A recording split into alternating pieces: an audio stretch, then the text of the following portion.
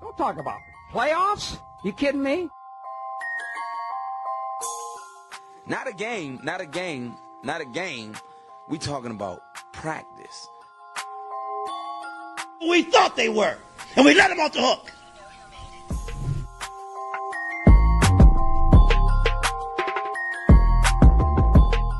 Decide a different me, I'm coming. I'm flat out coming. It's my quarterback. And if you guys do that, man, it's unfair.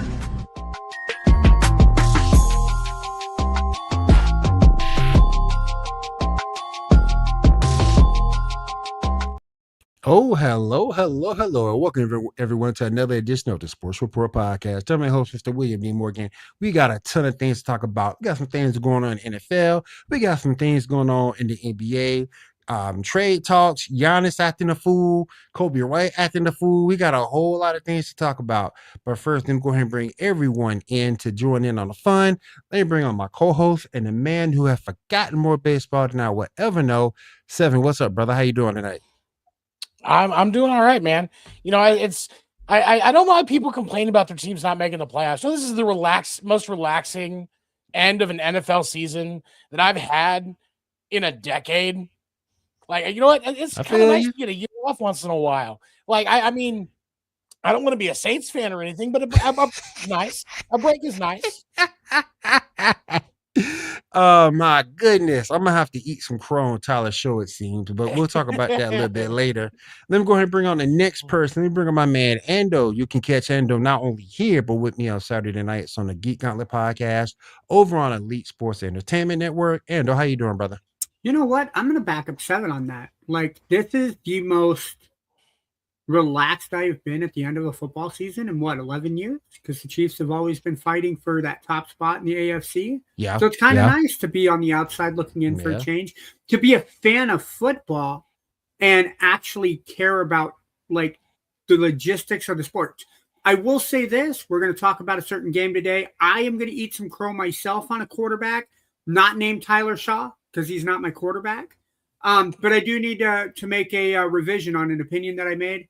But yeah, I will say it officially on this show. I am rooting for the Jaguars from the AFC. Let's go Jags. All right. And speaking of the Jags, let me bring on one of their biggest fans. Let me bring my man Rob. Rob, what's up? How you doing, brother? Jags fan right here, y'all. So just doing a couple of things. First of all, Will, Seven, Ando, let me go ahead and say thank you for letting me be an actual member on the podcast for today. It's really nice to be here. It's nice to talk Jags, nice to talk football. And yeah, Trevor Lawrence, man, he made a bonehead move, and yet he stuck it in, and he made sure he got the win. And yeah, it's just I'm sorry to do this to everybody, but is this what it feels like when you're the last man standing out of everybody and your team still in the playoffs? I mean, this is weird, man. Like, I've never been in this position before. Can I say, not only as your co-panelist, but as your twin brother, you should not ever say Trevor Lawrence stuck it in on a podcast. You shouldn't like that. Look, this is my first time on the podcast. Shamar more in trouble. Oh, man. Look, this is the first time I've been on a podcast underneath my own name. I'm with my twin brother. I'm wearing a flat bill for the first time in a really, really, really, really, really long time, y'all. So I'm still trying to get the hang of things. Yeah, that hat's awesome. Man. I'm gonna twist it around now because I like the backwards feel better. But we gonna have to. Man, you gotta be careful, Rob, because there is HR here. HR is present. Okay. So All right. you need to be ready for HR that. present. Yes, Got it. HR is present. Yes. We're gonna have to So- pencil you in for a 9:30 appointment because I have 9 solidified after every podcast. No, sorry, I just you'll have have to forms take. with his name already filled out. Everything's already done. It's already signed. I just have to put in what he did. It just saves me so much time. Between me and just draw it up for me. yeah, Oh, between me and Damien, you'll see Damien on the YouTube chat. Between the two of us, we have it pretty locked down. So I gotcha. I'm going to start cutting Damien's pay at some point if it doesn't stop, man. He's agreed. Oh yeah, facts. All right, let's go ahead and get on to our main story for the night.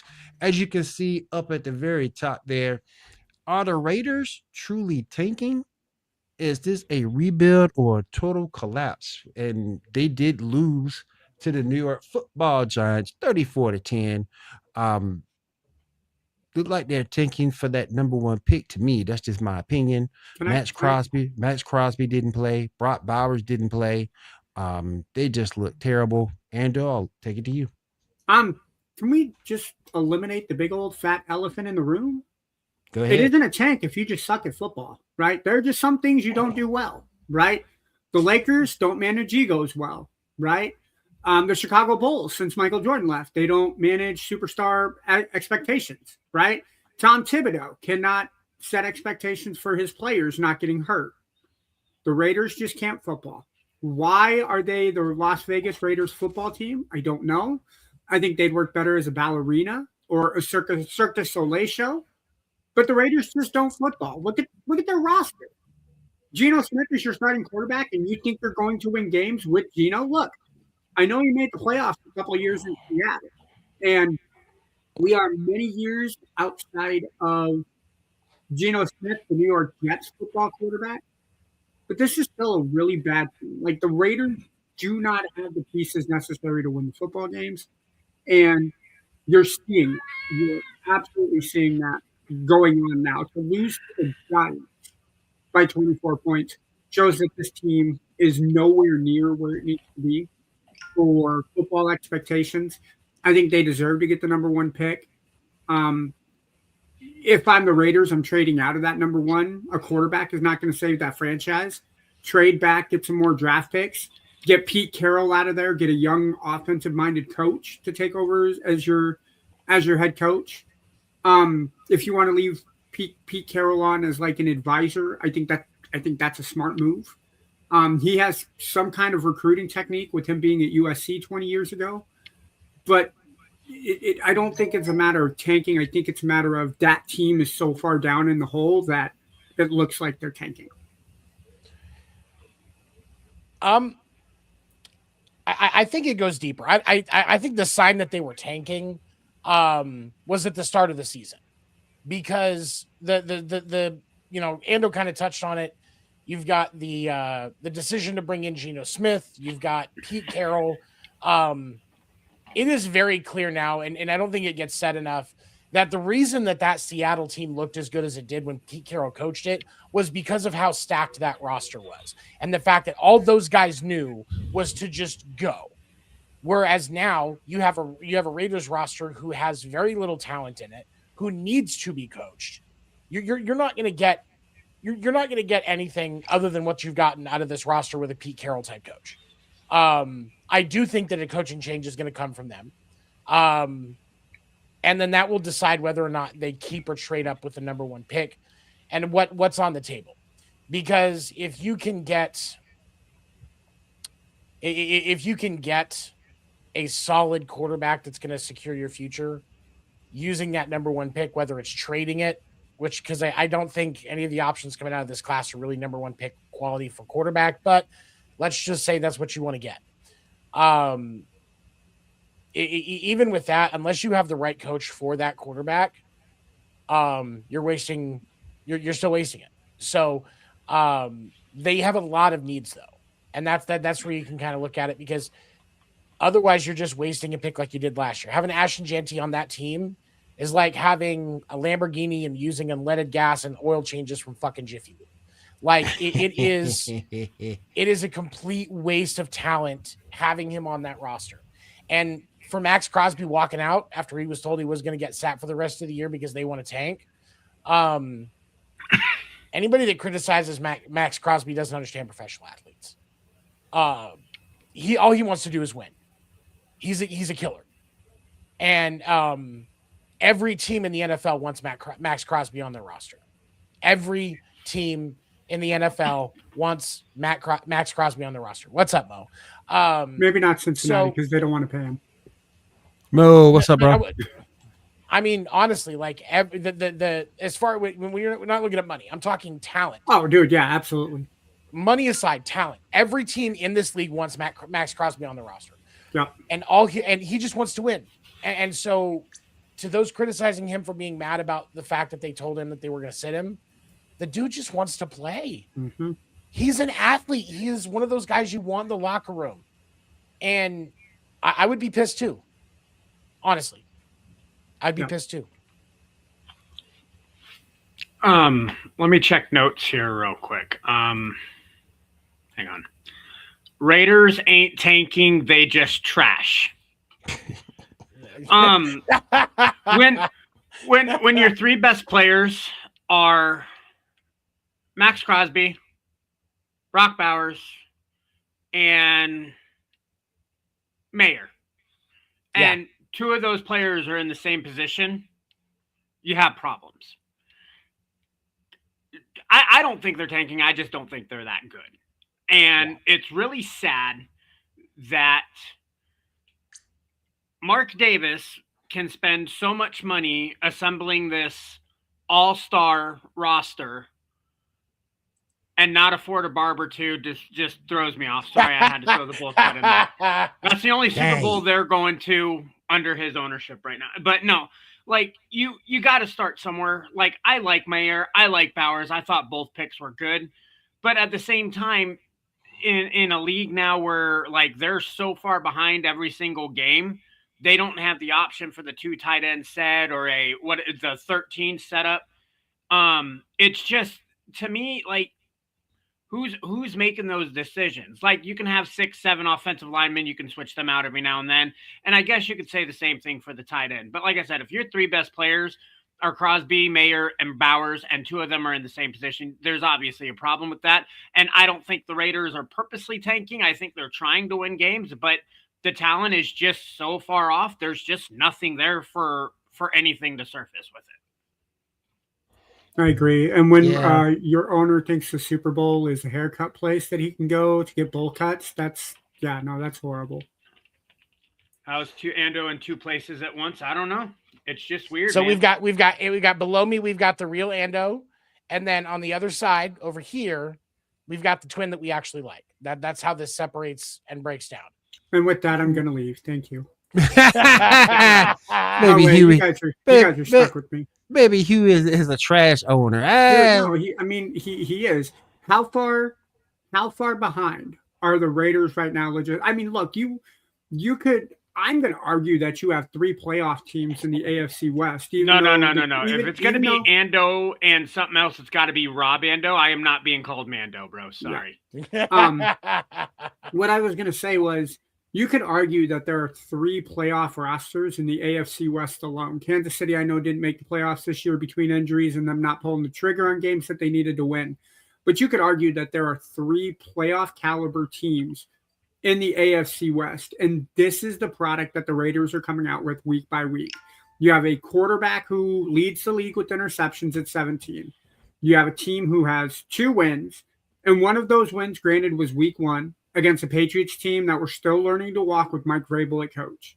So over the last 15 games, you have 1 win. You can't beat the Titans. The Titans beat you. You haven't been able to beat the Chiefs, and we saw the Chiefs haven't been at full strength, right? You're 0-4 in your other divisional games. I'm on the firm belief that they are not tanking. They are just that far behind. What's that, Gene? Because they're just that far behind. And when you put a product on the field like what you did against the Giants, you make the Giants look like a competent team, then the Giants themselves are struggling from 3, 4, 5 years worth of bad decisions themselves. It just tells you how bad and how far back the Raiders actually are to the rest of the league. I got a question. First of all, And here's my thing. Can you make it not look as obvious as you've been doing?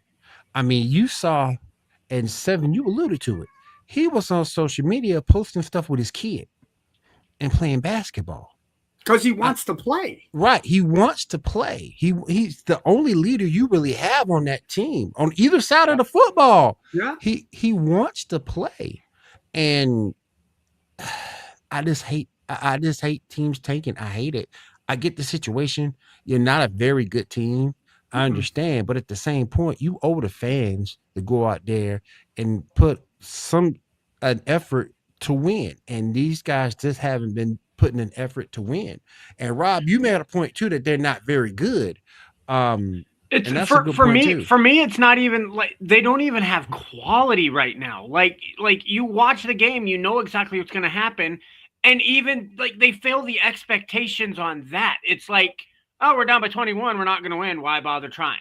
Like you just, it's an effort thing. It just, yes, it looks like they're tanking, but again, they're just trash right now. Like. You can't change that until you change the culture in that locker room. And I think they went backwards getting Pete Carroll. And I don't know if Geno Smith is a terrible quarterback because he showed signs of brilliance with Pete Carroll in Seattle. So Geno Smith knows how to play. They're not good. I need to take back my statement. The Raiders' 2 wins this year actually came from the Patriots and the Titans. So they did beat the Titans this year. But they haven't won a game since the middle of October, including a 31-0 loss to the Chiefs. They gave up the 2-point conversion to the Jaguars in overtime the week after. You made the Cowboys look like a competent team. Shedeur Sanders' first win for the Cleveland Browns came against the Las Vegas Raiders. Your last competent don't forget game, the 31-0 loss against the Eagles. Yeah, I was going to say, the last competent game that they played, you could argue, was 2 weeks ago against the Texans, but even then, they still looked completely outclassed. But at the same time, I agree with Rob that something has to change within that organization, and it has to start from the top. If Mark Davis does not change the philosophy for what the Raiders are, he's going to continue to hire the wrong coaches. He's going to continue to put the wrong people in the positions. Geno Smith, Kenny Pickett is not the answer at your quarterback. So you need to look at your free agency class, start there, and see where you can go. Now, if you can't make it happen, that's fine. Again, I would trade out of the number 1 pick. I don't think nobody's really jumping off the board for me this year. That's going to make a difference for them to make an immediate impact. So. Genetically, yes, that's exactly. Yes, genetically, yes. Oh my goodness. So, Ando, I want to kind of ask you a little bit more about that. So you're saying they should give up the number 1 pick to try to acquire more picks? I would. If I am the Raiders, and again, this comes from the outside looking in. I didn't really I pay attention to the college football playoffs, and I pay attention to Washington State. That being said, your Heisman Trophy winner this year was Mendoza from Indiana. I don't think he is enough of a needle pusher to take the first overall pick. That being said, there could be a defensive lineman or a defensive back. You could draft at 1. Is there one that you would be willing to take the first overall pick? Or if I am an alternative Mark Davis, right? Not this Mark Davis because he's dumb as hell. I mean, look at his haircut. That's all that needs to be said. If I am a competent owner, I am listening to teams Cal, what's up? offering me for the first overall pick if I am the Raiders. So you absolutely lose to the Chiefs. Keep that first over. I'm not saying you tank. Make it look competitive, please. But you need to listen to offers for. You the got the first show in the overall background. pick. Anybody got the show going in the background? It could be my voice. It carries. My bad. But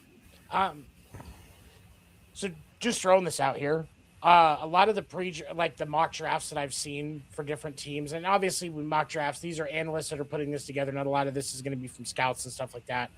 But I've seen multiple mock drafts in the last 24 hours that have the Raiders taking Mendoza. So the question becomes, if they take Mendoza, who are they replacing with Pete Carroll that can actually coach that kid to the point where he's going to be a serviceable quarterback in the NFL? Do you bring in Matt Nagy? Do you? I don't think Matt Nagy's a great coach. I'm just saying, like, who do they try to actually bring Fernando Mendoza to NFL life? Because he's not that's not a pro style offense that they run. He is not NFL ready right now. So if that's who they're going to grab, who are they going to have coach him to get him ready in time? That's the $1 million question, I feel like. Yeah, but which offensive coordinator is going to be like ready to venture out on his own? Like, which way do you go with that? Because Mendoza is going to need somebody who's going to be offensive minded. And let's take a look at this. Trevor Lawrence. Doug Peterson was said to be a really good coach. He was going to open up with everything as far as getting Trevor Lawrence after the disaster that was Urban Meyer. He didn't do it. Liam Cohen came in and they're all, oh, hey, Jaguars were 4-13. There's no way that they're going to open up the offense. There's no way that they're going to push him to be an elite quarterback. And is Trevor Lawrence elite this year? I would say he's better than mediocre, and I would say he's probably at the good level. But if you look at the last 5 games, 15 touchdowns, and I think maybe 3 or 4 interceptions. Trevor Lawrence has been opened up because an offensive-minded coach took the reins and said, I'm going to open up around you. I don't see anybody that offensive-minded being able to come out and put Mendoza into a position where he could be offensive ready. There's no offensive coordinator that's going to do that, yet alone any head coach who would be able to step in to do that. You're going to need somebody who can put the offensive pieces together and a coach who can keep the defense together long enough for them to start making a splash. And I would probably guess 2-3 years. And that's something Oakland, Las Vegas Raiders haven't been able to do. Like, no results, quick, get them out. No results, quick, get them out. Tom Cable, I think, has been their best coach in the last 20 years. He went 6-0 against the AFC West, and they still fired him because he had an 8-8 after one season. So you got, like I said, the culture's got to change. You have got to get this guy. If you're going to take Mendoza with the first pick, you got to find somebody who's going to be able to train him and get him comfortable, and it's going to take a couple of years for that to process. Agreed. I agree with this statement right here. Yep. 100% agree. I don't think maybe next year, but not out of this class. No, because I don't see none of these guys in Mendoza. I don't see Simpson. I don't see Nussmeier from LSU. I don't see any of these guys. Dante Moore from Oregon. I don't think he's ready. I think Dante Moore might be the most ready out of them. But even you put him with a rookie coach learning a brand new system. I agree with Rob. This is going to be this. Vegas turnaround is going to be at least 2, 3, 2 or at this point. Yeah, at this point, I mean, you have to go. It's not going to be an instant turnaround. And I agree with Kyle. You start with that offensive line. If you're going to draft, that's why I think the Raiders should draft back, because they have too many holes and too many patches. Seven said it best. Crosby is the best player on that team. After Crosby, it's Brock Bowers and Mike Mayer, which is 2 tight ends. So you don't need to draft another tight end for like 10 years. You should not have any inclination for tight ends. I don't care if it's Travis Kelce the second that's coming out of Cincinnati. You do not draft another tight end.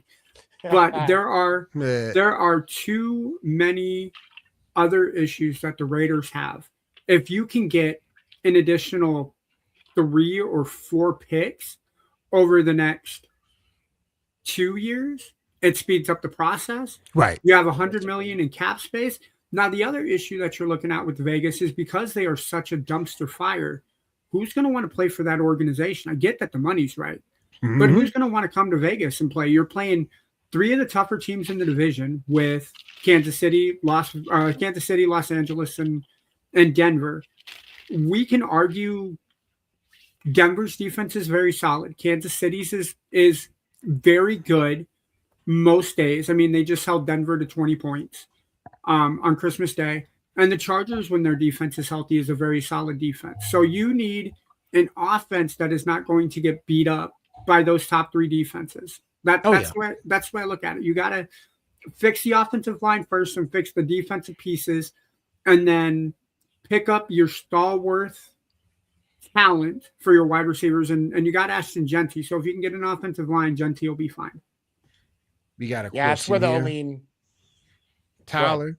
Tyler, our buddy from the Geek Outlet podcast, wants to know who will be the Super Bowl teams this year. It is impossible to say. It is impossible. It's New England and San Francisco. As a fan with their team still in the fight, I honestly feel all of the offenses in the AFC are probably the best offenses I've seen. Like most of you have at least one or two teams where just their defense is really good and their offense is good enough to take them to the dance. Every single one of these teams in the AFC has an incredible offense when they're on. The two teams that scare the living crap out of me are Jacksonville, because they're my team and I trust in their defense because they've shown it in their 6-7 game win streak, and the Houston Texans. The Texans have shown what they can do if they can get the pressure on the quarterback, get their defensive backs into position to make the plays. They've shut down a lot of good teams in their 7-game run, and they've also started that by beating the Jaguars. If Jacksonville plays Houston and they do it in the AFC Championship game, there is absolutely no way I'm going to go, Jacksonville's winning this one easy, because their defense scares the living hell out of me. Every other defense, especially any of them in the AFC West, they've bet to Trevor Lawrence and Liam Cohen with all of the offenses being set, being able to play their game. And I've seen the defenses for all the other 6 teams or all the other 5 teams in the AFC, they've struggled.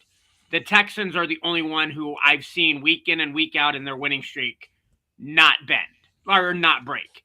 So my pick, AFC, I would love to see the Jaguars. If the Jaguars can't go, I want to see the Bills win the Super Bowl so they can bring a banner to their new stadium for next season. Realistically speaking, that Texans team is the most dangerous team in the AFC right now. Not even close. But you don't think so? Not even close. The Texans are more inconsistent than Jamie Lee Curtis before she discovered Activia yogurt. The truth of the matter is, and this is not just because I'm backing up my boy Kyle, who is also a Red Sox fan. The truth of the matter is, people are continuing to disrespect this Patriots team. That is fucking believable. Drake May is the truth, and Mike Vrabel is not fucking around. He absolutely should be coach of the year. And the Patriots have just consistently won and won and won. We look at who's ranked ahead of them right now, the Denver Broncos. Not going to take away from Denver's amazing season, but their defense has been struggling as of late. Oh yeah. And their offense is inconsistent as well. The Patriots should be ranked number 1 right now. If we look at actual strength of team. And I will say this. The Patriots have had, when you look at quote unquote strength of schedule, you could say the Patriots have had one of the lower strength of schedules because of how they ended up last year ranked. But they've won they've won 13 of the 16 games they've played. They are continuing the losses that they had to ask for who they have. So the losses that the Patriots has was week 1 against the Raiders at home by 7. They lost week 3 at home against the Steelers by 7. And then they lost at home against the Bills by 4 3 weeks ago. The other games that they have, right? So sure, they've beaten the Dolphins once. They played the Dolphins on Sunday. They've beaten the Titans. They've beaten the Browns. But they've also beaten teams like the Panthers and the Buccaneers. Those are 2 teams that are fighting for playoff spots. I don't care how weak of the division you play in. Those are 2 teams that are making the playoffs. They beat the Bills earlier this year. So, and they beat the Ravens, but the Ravens are struggling as well. Look. Well, if you're also going to talk about that, the Patriots are a good team because they beat the Falcons and they beat the Saints, who, as of right now, are on winning streaks and trying to compete. So the argument, if I used any argument with the Patriots, it's their strength of schedule. They're winning the games that they need to win, but the tough competition, and I guess the Raiders aren't tough competition, but the 2 teams that I feel like they had an opportunity to beat in the Steelers and the Bills, because they had a 14-point lead against the Bills of Foxborough, and you give up that game, right? So You can argue, but the reason I'm not going to say who I think will win out of the AFC, because there are flaws with every single team that you are watching. The Broncos, yes, their defense is incredible, but their defense only seems to turn it on in the second half. They give up way too many points in the first half. Or the teams that they should be smacking around, like the Raiders and the Chiefs, they leave those guys in the games. Hell, the game against the Giants back in October, they had to score 26 points they scored 33 points in the final quarter to win that game. You should not have to score 33 points to beat a Giants team. The Texans, great. Yeah, they're on a 7-game winning streak. But if CJ Stroud is not on point, that team struggles. Case in point, look at the game that they had against the Raiders. They should have mopped the Raiders, and the Raiders kept it within one score the entire game. Chargers, right. Injuries is going to dismantle that team. The Bills, when they play a good team that socks them in the mouth, for whatever reason, they fold. The case in point that I will use to counter that is when the Bills play a good team like the Patriots. They kept up with the Patriots perfectly fine. So the argument that I will use is the AFC is so top heavy, I can't say who I would pick as a positive to win the division, because you can't. Every team is decided within 2 games to win the conference. Well, here's what I will say about the Bills. When Josh Allen knows a team is stacked and actually sees it that way, that is where he struggles. He knew that Chicago had game when they played yesterday. He knows, but when he was facing the Patriots, he wasn't scared of them because he's thinking that they're the Patriots of old. And so he was more relaxed. The ball was more accurate. He wasn't as uncomfortable in the red zone. But when we look at when he's like, and now he's going against all stacked teams and he knows it. So as he gets into the postseason, that fear is going to be in his mind. And as much as people want to get pissed when I say this, Josh Allen has proven time and time again, he is not elite. He is just an above average guy. And when you look at the fact that Sean McDermott it is clear now that Sean McDermott is not a great coach, as we have seen countless times throughout the way that this team has operated this season and the last few years. It is very, very clear that the Bills will be it is possible that they are a one and done team. Otherwise, they will be out by the second round, because there is not enough consistency on that team to actually deliver. And with the Patriots, with how little of an expectation everybody had on the Patriots going into this year, how low the bar was for Drake May. These guys are playing with house money and they're comfortable.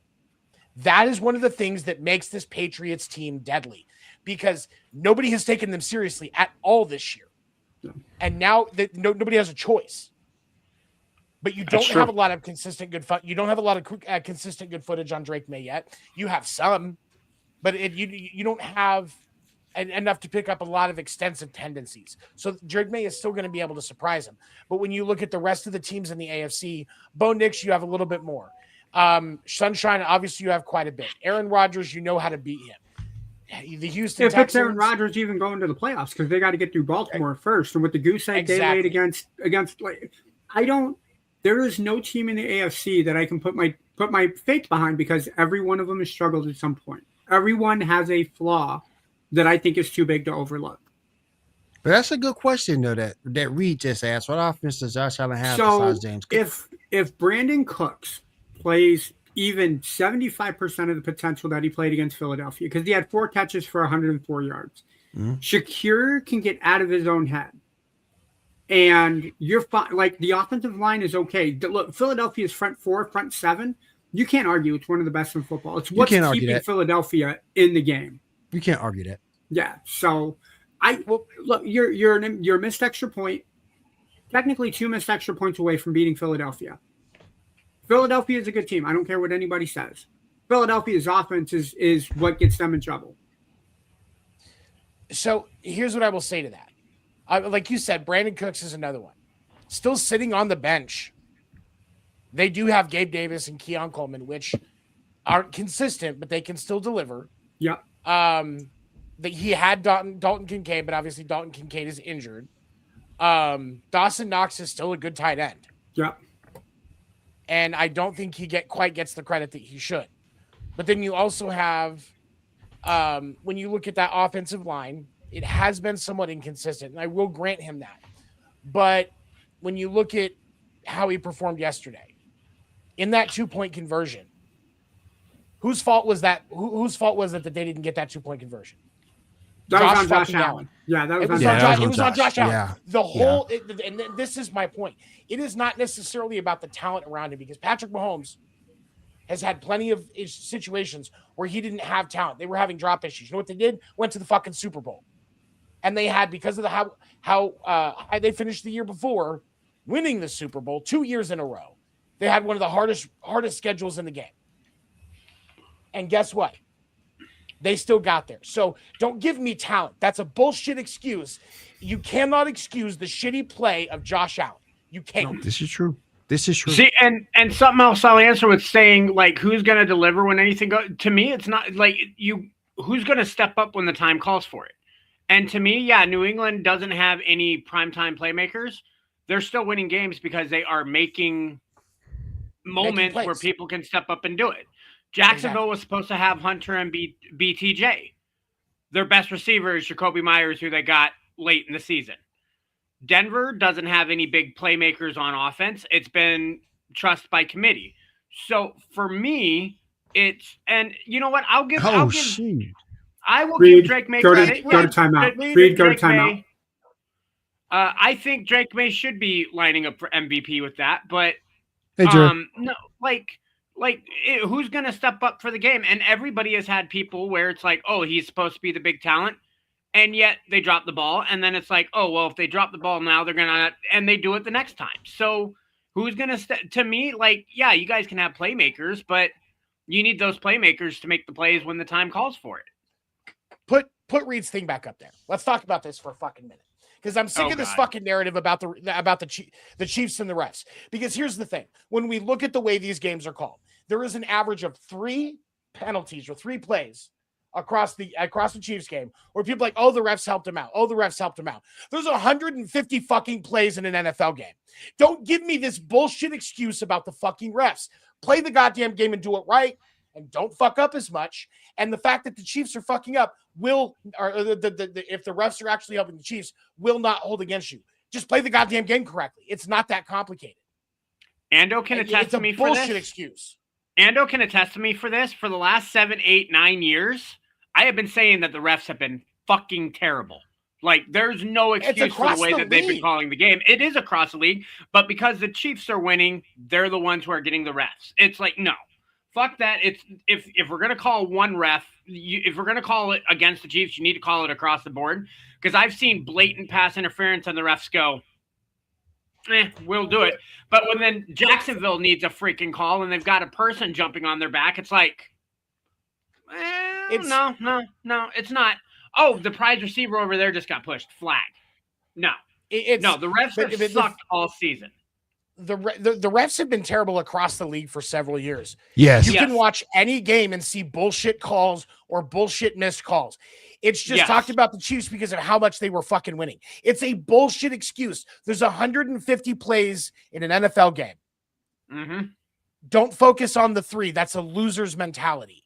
It is excusing bad play by your team when you blame the refs instead of doing the other 147 plays correctly. Yeah, here's my philosophy. If you have to blame the refs for a loss, it means your team didn't do the plays that you needed to, right? Because it's going to come down. If you think those 3 plays are the plays that make the difference, is those 3 calls, fix your shit, right? So we'll take the 13-second game, for example, because how many calls did the Chiefs get in that game? The Chiefs got like 4 penalties called, right, for them in the fourth quarter.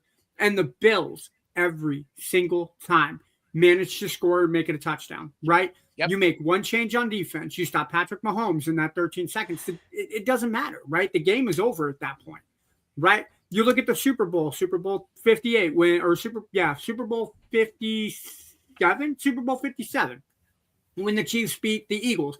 Everybody wants to complain that the Chiefs got that call on the final drive. Well, if you would have stopped the Chiefs earlier in the first half from stopping them from getting that punt return, or stop them on any of those other scoring drives, you'd be winning the game. But instead, you want to focus on that one call that happened at that one timely moment. People who do it like that are focusing on the wrong part of the game. That's why whenever the Chiefs get called for a penalty, or, hey, we gave up 4th and 6, we get a pass interference call against the Chiefs defense and we lose a game. Hey, what put us in that position to allow that fourth down to keep them in the game, right? You can't look at it as the referee screwed us over. If you're looking at the penalties as your do or die moment, you don't understand football, because football is an entire game. It is not one or two moments. It is the entire game. And here's the thing that I'll say about this. The Chiefs' struggles this year were not because they weren't getting calls. If we want to talk about, there were quite a few times where the Chiefs didn't get calls that they should have gotten. But that's not the excuse that we're talking about, because we know that our wide receivers weren't doing what they needed to do. That offensive line wasn't giving Mahomes the time. That defense was not executing like it was supposed to. It was above average, but they weren't executing like they were supposed to. There were so many other things that went wrong before we talk about officiating. But we also have to acknowledge that officiating has been horrible across the entire league. But people just want to talk about Kansas City because they're the ones getting so much attention. Miss me with that fucking bullshit. Let's call out all of the officiating, or the fact that the NFL is getting ready to go through a CBA with the officials. There was a news story on it this week, I believe on ESPN. I saw it, where they want they are trying to do it to where the officials are actually full time, cutting down the dead period, having more training, so that they have more specific, more consistency as far as calls, and making them get more involved as far as like helping at training camps and stuff like that. So all of the officials are far more seasoned and ready to go when the season starts. And they are fighting it. Even though they would make more money and it would be a full-time career for them, they are putting their foot down and not wanting to do it. Why? Because it puts accountability on them to actually do their job correctly. So until the officials are doing their job correctly, miss me with all that bullshit. It's a bullshit excuse. It shows weakness. I will also have you know that the Chiefs have been called for 112 penalties this year. Their opponents have been called for 106. So the Patriots are getting called more this year. Chiefs are getting called more. The Chiefs are getting called more this year. Yeah. So where's your said Patriots? Oh, I'm sorry. Chiefs, Patriots. It is. If the Chiefs had played better, then those penalties wouldn't have had the impact that they did. It's a bullshit excuse to rely on that. Or that's a loser's mentality. Or be a real fan of your team and say that the referees didn't screw us over. Our team needs to get better. Now, let me head over to another game I did want to go ahead and talk about tonight. We got the San Francisco 49ers getting a huge win against the Chicago Bears, 42-38. Let me ask y'all a question, though. And I know they lost this game, but let me ask you a question. Two-part question. A, did you see the Bears being back? And B, are they back to being monsters of the Midway again? Can I start this one off? Yeah. Cool. I'm going to start off because I know Seven and Rob do this. Well, I want to publicly announce on this platform that I was wrong about Caleb Williams. Last year and most of this year, I have been all on the bandwagon of saying that Caleb Williams needs to grow up or he is not going to be an elite quarterback. Right. I would like to refresh my stand and say Caleb Williams is a top 10 quarterback. I know Seven is going to disagree. Look, Caleb played a different style of football last night, right? And he's played different style of football over the last month and a half, right?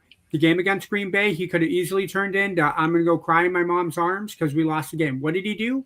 He put his nuts up and he scored a touchdown. He threw a touchdown pass to a wide open receiver.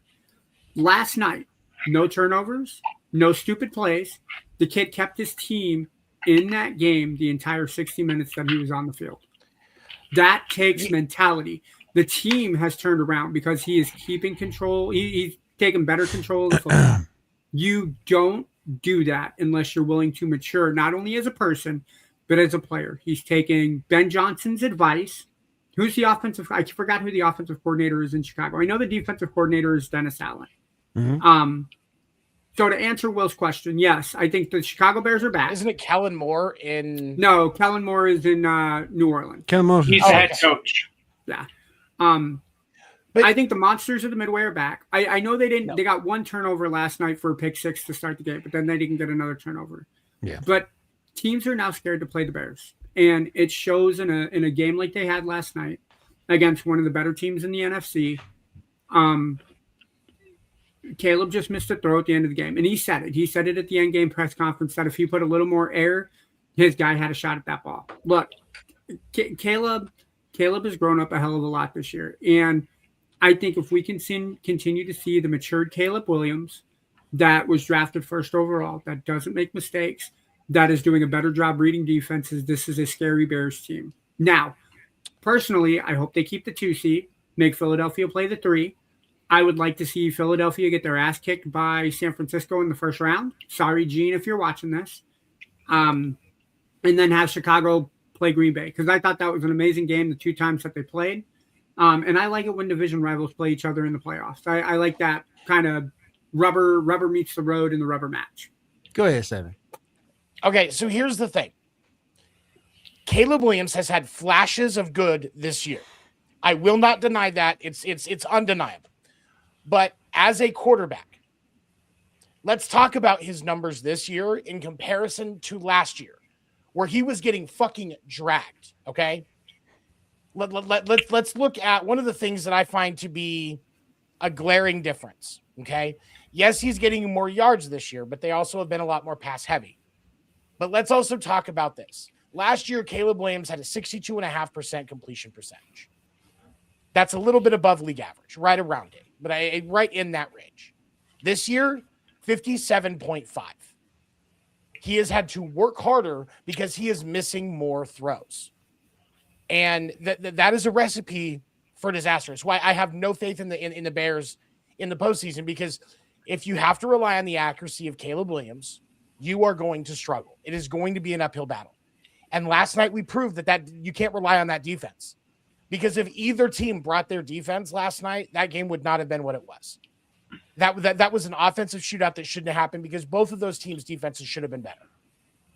And I will challenge one thing on that, Seven.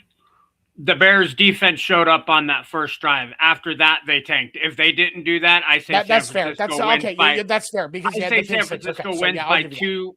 I say San Francisco wins by 2 possessions. I agree with everything else that you said. I'm not a Caleb fan. I haven't been a Caleb fan. He has shown sign of brilliance this year. I will agree with everything that you say. But if you're going to be like, you have the mantra defense wins championships. Chicago's defense hasn't been great that year. Like, they've been good. They just haven't been great like they were in the past. You give me a defense like Urlacher, you give me Mike Brown, you give me the Bears of the early 2000s. Oh, yeah. Bears would be a dangerous team. If you're relying on Caleb Williams, the Bears will maybe win 1 game. But I'm not putting my money on the Bears to make the Super Bowl this year. Absolutely not.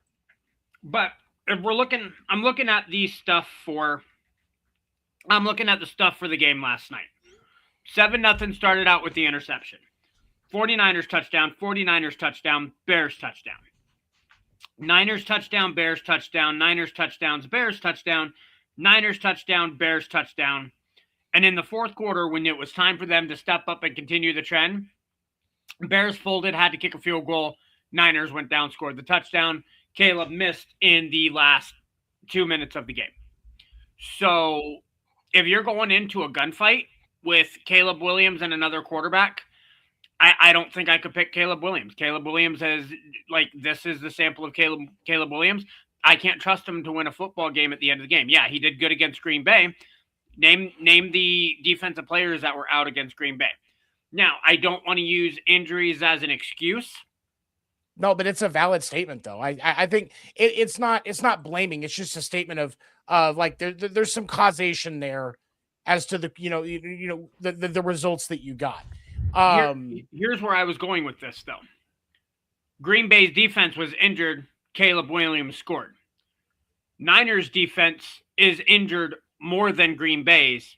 They still stepped up when it was time to play defense. And I will put more money on the Niners that they go farther than the Bears do. Because the Niners can play injured. They've proven they can play injured. They've proven that they can pretty much put in a janitor from San Diego and they can still win defensive games. So it's, again, their defense didn't show up yesterday, but at the same time, the 49ers have proven they can win with injured people. Look at Mac Jones winning games for Purdy when he was out. So this season, to me, San Francisco has proven that they are a plug-and-play team. I agree, and I will say I agree with what Kyle's saying here. This is a growth season for Caleb. Now he and Ben Johnson can build off of this year. I absolutely agree with this. But and this is a growth year because I'm pretty sure this is Ben Johnson's first year as a head coach, if I recall correctly. Yep. And so I do think there is accuracy there because I still think that Caleb has the potential to be even better. Yep. And I'm not saying that he's a trash quarterback. They need to trade him. They need to move on. I'm not saying any of that, because things that he has done this year, even though it isn't by much, he has gotten more yards. He's gotten more touchdowns, and he has thrown less interceptions. So there are signs of growth. Oh, yeah. But I haven't seen enough out of him to make me believe that he is anything other than an average guy right now. And I don't think he is a first, I don't think he's a number one pick talent. I haven't seen anything that gives me the belief that he's a number one pick talent. And he can grow into where you actually start to feel like you can see the true talent and where the number one pick comes from. But right now he hasn't earned it. I have not seen enough that he's earned it. Agreed. And again, judging him to his peers, not saying I could be better. I judge players against themselves. I couldn't do that shit. Yeah. My thing is this, and when you go back in and you look at the 49ers, and again, shout out to them. They've gone through, they've hating on us. They've gone through every injury you can think of, every injury, and they've on their way to the playoffs. Still somewhat competing for that division. If you're talking about the 49ers, still number one as well. Yeah. They beat the Seahawks. They beat the Seahawks. They're number one. Kudos to them, and kudos to them for next man up and really sucking it up and getting it done. The problem is I don't trust Shanahan in the playoffs. Oh no. That's true. No, that's true too. That's true too. That's a very fair statement. Kyle, very fair statement. Trust Shanahan in the playoffs? No, we don't. As Chiefs fans, we absolutely love that we can't trust Shanahan in the playoffs. We talked about earlier the Buffalo Bills choking. Wait, it is a tie game on Monday Night Football right now, 24-24. Yep. The Rams finally decided to start playing football. Good for them. Damien, I'm not a Chiefs fan, and I miss Eric Bieniemy. I need Matt Stafford to not touch the field again the rest of the game. Matt Stafford right now is 22 of 34, 269 yards, 2 touchdowns, 3 picks, 3 sacks with a quarterback rating of 71.8. He threw a third pick already. Yeah, Jesus. yeah, he threw a third pick right at the end of the third quarter. No, if Stafford, if the score holds right now, like let's say Atlanta holds the football, kick the game-winning field goal, and Stafford doesn't touch the field again, I win my fantasy football championship. How much are you down? I am up 122.9 to 119.6. So it's a 3-point game right now. You really don't. Yeah, You really nope, don't I cannot get Stafford. Yeah, Stafford, or if the Rams want to pick off Cousins and take it for a touchdown and end the game like that, I'm totally okay with that. But Stafford cannot touch the field. In one of my championship games, I'm gonna lose because guess who I played up against? Derek freaking Henry. Oh yeah. Damn. But the thing I did want to say real quick, before we get on out of here, I do want to go over to the NBA. And it seems as though we got some stuff to talk about with the Golden State Warriors, and Draymond Green is still in the news. He ended up getting in trouble with Steve Kerr. They got into a little altercation for him walking out. And now they're up here. He's in trade. They're saying that he's in trade talks with the Milwaukee Bucks for Giannis. First of all, I don't know, unless you bring a third team in this, how does the Golden State Warriors get Giannis? And number two, and actually 3-part question. Number two, how do you manage that, still keep Jimmy Butler? And number three, would that be one of the best big threes we've ever seen with Steph Curry, Jimmy Butler, and Giannis? I don't see that happening. I don't either. Because the Bucks are not going to get rid of Giannis for a defensive heavy player. Are you expecting Draymond Green to score 20 points a game? You're gonna have to put a third team involved in this. Yeah, I mean, because the Bucks are not going to get rid of a 25-point player for a guy that maybe scores 8 a game. I think he's averaging 8. You lost Damian Lillard to Portland in the offseason, even though he wasn't going to play this year. Right. Who's your next guy? Middleton isn't there anymore. Lillard's hurt. No, Lillard plays for Portland now. Lillard got re-signed by the Blazers. Don't forget. don't forget now. Don't forget. Jonathan Kuminga is out there, but his players suffered because Steve Kerr lost confidence in him, and now he's averaging like 5 points a game. So, yeah, Damian. That's my twin brother, bro. So if I'm the better Ando. So if you make this happen, you're gonna have to get a third team involved. Yeah. Because last I checked, nobody wants Draymond, because Draymond is trouble, and Jonathan Kuminga has hurting his own value. He should have left when he had the chance. Yeah. I mean, go ahead, Sam. I was gonna say because it's honestly, I think you're right because like we look at what they've got for draft picks. They've got the first for 2026, 2027, 2028, and 2029. They've got a second for 30, and then a first and depending on a second for 31, and the first for 32. Like they've, I mean, they would be sending all of their draft picks. Definitely for Giannis. That's what are the first round picks that the Warriors have? The next, I think it's the next, what is that? The next 4 years, the next 5 years. So 26, 27, 28, and 29. Okay. Have the first round picks. So 26 would be the next round. So you could do 26, 28, 30, or you can do 27, 29, and 31. Because of the Stepien rule, you cannot trade back-to-back first-round picks without an exception. Right. So you could do 2026 straight up, do 2028. Lower team gets the better draft pick. Then go maybe straight up on 30. But I don't think you just outright trade all three without some kind of protection on the picks. Would I think you have to, yeah. Would OKC still outrun those boys with their young legs? Yes, I agree. Yeah. Okay, look, Oklahoma City proved that last year with all of the teams that they conquered in the playoffs, and with the start that they like. I don't know the exact numbers that they had because I don't follow basketball as much, but you're looking at a basketball team who's got, yes, SGA is by far the primary leader and the centerpiece of that team, but you've got options all over that team. There is no way you could cut one person off that team. Oklahoma City would still be a good basketball team. The only team that seems to have that number this year has been the San Antonio Spurs, and the San Antonio Spurs are just as young and versatile and deep as OKC is.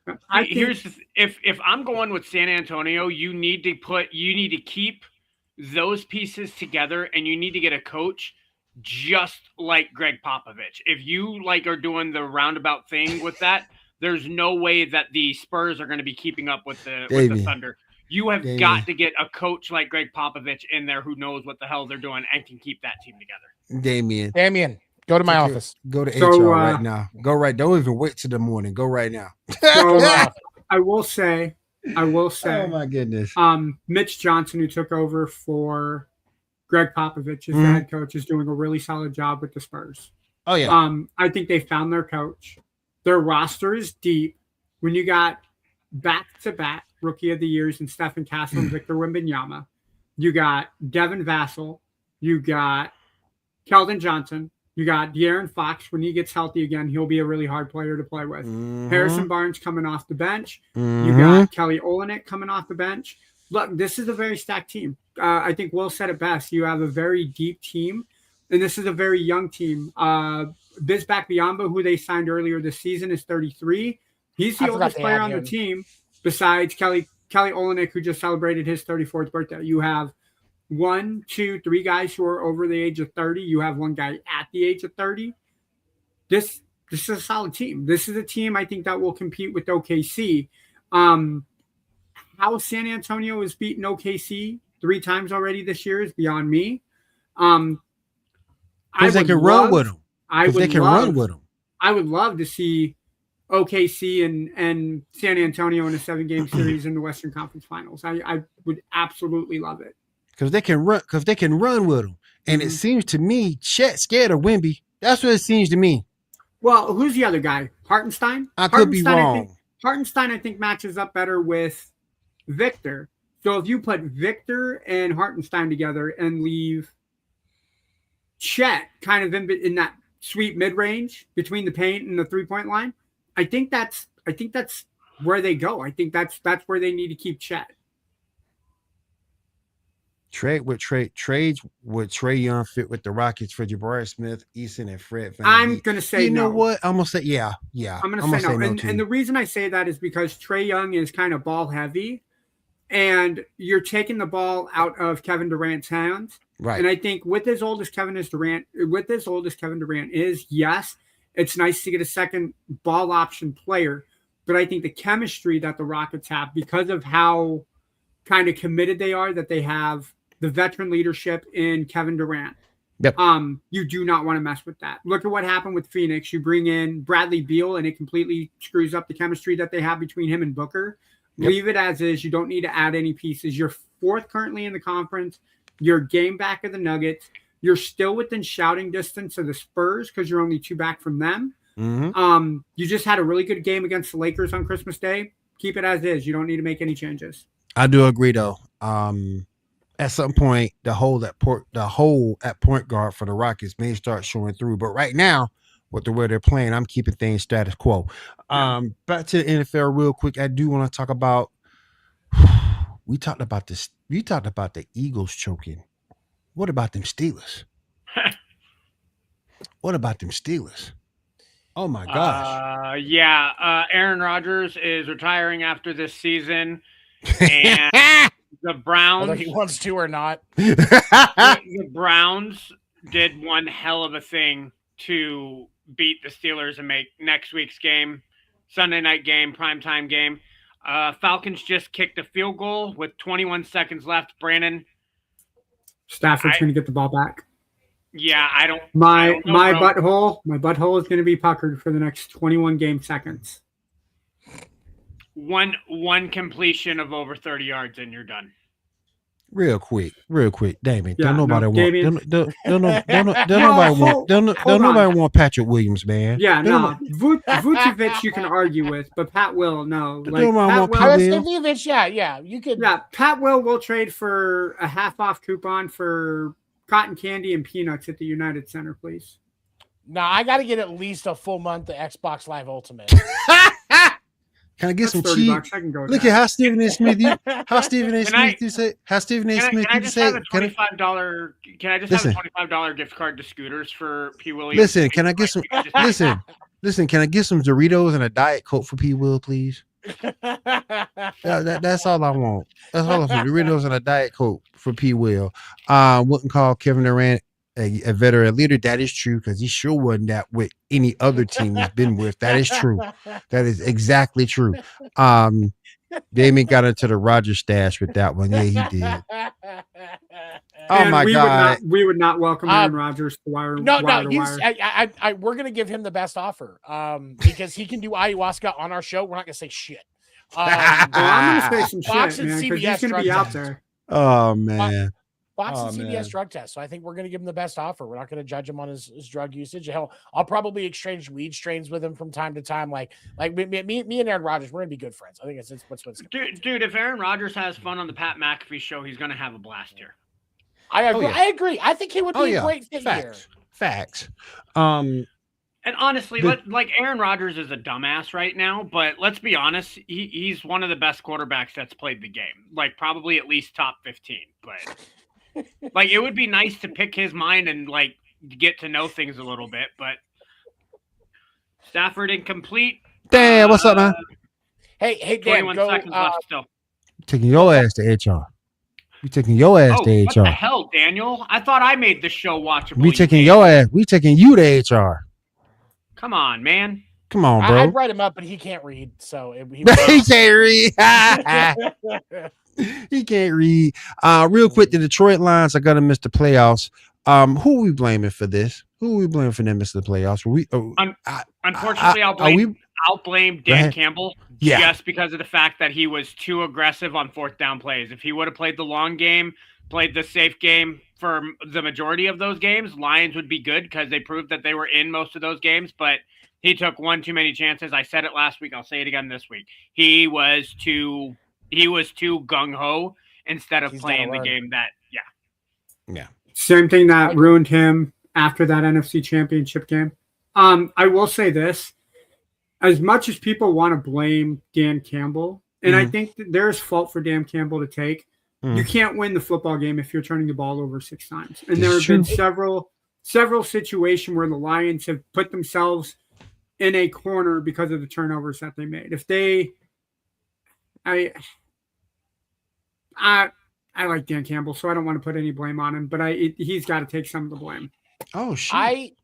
He does, but here's the other thing that I will say, and I don't think this is getting talked about enough. I don't think that sports media has been hard enough on Jared Goff. I'm not saying he is a bad quarterback, but some of his decision making is questionable at best. Agreed. And the turnovers that they've had on the offense this season have been killer, and some of that's got to sit on his lap too. If it was any other team, we would have to go back and really look. We'd be criticizing the quarterback, but because Jared Goff looks a little like Ryan Gosling, we're just going to leave it alone. No, Jared Goff has to shoulder some blame here. Dan Campbell gets Which Ryan Gosling are you looking at? I don't think he looks anything like Ryan Gosling. But like Dan Campbell gets the bulk of it. But we've got to put a little bit on Jared Goff, I think. I don't think that's getting talked about enough. All right. Anybody got anything else they want to touch on before we get out of here tonight? I became a Twitch affiliate at the end of the month. So nice. Congrats, hopefully, man. Thank you, man. Congrats. It was a freaking grind to get that done. That 3 viewer average is tough. Oh, dude, yes, that part it's fucking tough, man. sucked. I'm not gonna lie. Oh, so I'm hoping that, especially starting at the first of the year, game plan is to get that launching stream off the road for me. You can follow me at Anderson Posse Gaming on Twitch. Other than that, I'm just gonna be living life every day at a time that I can, man. Oh, real quick. I do need to answer this question. Then I'll go to U7 and also Endo. Is it time for me to admit I was wrong on Tyler Shuck? Yes. No. At least for a year. Wait for a better quarterback draft. He's a rookie. He has growing pains just like every other rookie. I think it comes back down to it can't be one and done. What? It can't be one and done. He has to build, and if Kellen Moore stays, I think he'll be all right. What? Damn you stupid. Yeah. It's time for me to say that I was wrong. You got to be a big enough man to admit that I was wrong. And here's what I will say you don't, and because I can get it, especially with the recent success. That's very reasonable to start questioning that. Let's look at the numbers. He's got a QBR of 48. yes. Okay. Not good. You can spike the ball every play and get a 39. So he's not far off from that. In the 10 games this year, he's only thrown 9 touchdowns and 5 interceptions over 10 games. Tyler Shaw I've got to see a lot more before I will step back any criticism, because all he's shown this year is that he can barely perform. Yes, it's better than I can. People that want to throw that in the comments, I get that. I'm comparing him to his peers. There are backup quarterbacks on other teams that could have done better than that. I agree. But given the circumstance, he's a rookie with a first year coach and not as much talent as that team has had in the past. I don't think he's doing that bad. I think the thing too is the fact that he didn't play earlier in the year against the tougher teams on our schedule, i.e. Buffalo, i.e. the 49ers, i.e. the Rams. He didn't play any of those teams. He's going against the sisters of the poor, so to speak, and he's getting wins. I would really have loved to see him, what he could do against those tougher teams. But I digress. We shall see. 7, Ando, any final thoughts before we roll out here tonight? I need one more incompletion by Matt Stafford. One more incompletion from Matt Stafford. David, man, be quiet, man. You even talk about Spencer Rattler, man. Damn. Just need one more incompletion. Come on. I will say this. As you know, we've got a lot of great shows on the Wide Wire Sports Network. Yes. I know we're going to wrap up with a video with a little information about each show. Definitely take a look at it. Check out those shows. We have shows every day, a lot of talented individuals. But one show for me that's been sitting on the back burner for a little while, that Will did with me for a while, that I had to set it down, because with First Generation Dad, it takes a lot out of me mentally, because I'm very transparent. We get real, and that can be very draining for somebody. But I've kind of gotten a renewed refreshment with it, and I've gotten some ideas for how to do some things different, how to kind of build it out.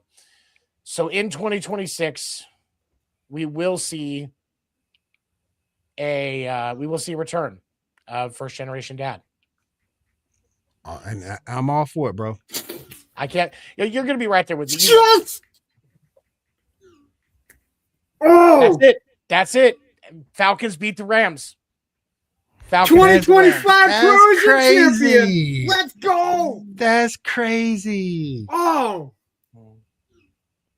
that division has turned upside down the last few weeks. That's crazy. The Rams are officially out of the first place running now. Damn. That's crazy, man. That's crazy. And we caught that live on the Sports Report podcast. Oh, yeah. Okay, maybe not the game, but the reaction. Oh, yeah. And those reactions. Yes. Ando winning a fantasy. Yes. First year in the Pro Image Fantasy League. And I win the championship by 3 fucking points. I think I went 3-5. I didn't play that many leagues this year. And I only had Jelly Beans on the line in one. I think I went 3-5 in championship games this weekend. So I'll take That's not bad. I'll take that.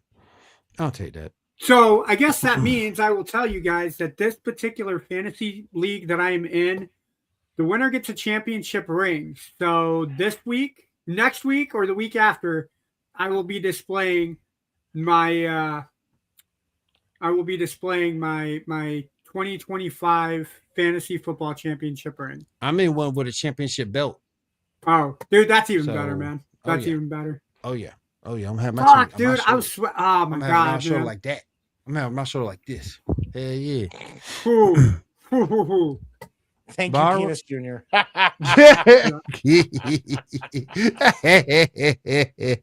gonna put that one on the screen. Yeah. It's incredible that Atlanta has had 2 fairly black or real black quarterbacks whose last name are flaccid objects like that. Because you could argue that Vic did the same thing. You could change the V to a D and his name is Michael Dick. Or you can do it with Michael Penix Jr. So I think that's kind of ironic. You did say that, Kyle. I will give you credit on that. You did say that. Get shot on the field. You've been saying that for a minute, so I gotta give you that. You guys have had the best choice at quarterback the whole time, and you haven't used him. Taysom Hill. You need to ride or die. If the Falcons win next week and the Panthers lose, Carolina wins the division at 8-9. No, Falcons. So the Falcons can't win the division. However, because Atlanta beat the Rams today, if the Falcons beat the Saints and the Panthers lose to the Buccaneers, by virtue of their tiebreakers, the Carolina Panthers would still get the division. Yeah, so the only way the Buccaneers now can get the division is if they win. That's the only way that they can. Only way. Yep. Well, okay, so that's not entirely true. If the Falcons lose to the Saints, then the Buccaneers can't. No, I think the Buccaneers have to win it now. I think at this point, I think that's the only. Yeah, they have to. They have to win to get the division. Yeah. Actually, here I got NFL, ESPN playoff picture. Where is actually here? I'll just do it like this. ESPN playoff machine. Playoff machine, bro. Yep. 2025 playoff machine. We're going to kick this right in the bud. We'll find out. All right. So they have Atlanta with the final. So week 18, if Carolina, let's say Tampa Bay wins, Mm-hmm. and Atlanta wins. No, Atlanta has to lose. If Atlanta beats New Orleans, even if Tampa Bay wins, because everybody would have an 8-9 record, Carolina, by virtue of their tiebreaker, would take the division. So Atlanta has to lose against the Saints in order for Carolina to win. No, in order for Tampa Bay to win. Tampa Bay to win. Okay, yeah, okay, Tampa Bay has to beat Carolina, and they need New Orleans to beat Atlanta. Because if Atlanta beats Carolina, Tampa Bay cannot get it. So Tampa Bay has to win, and New Orleans has to win.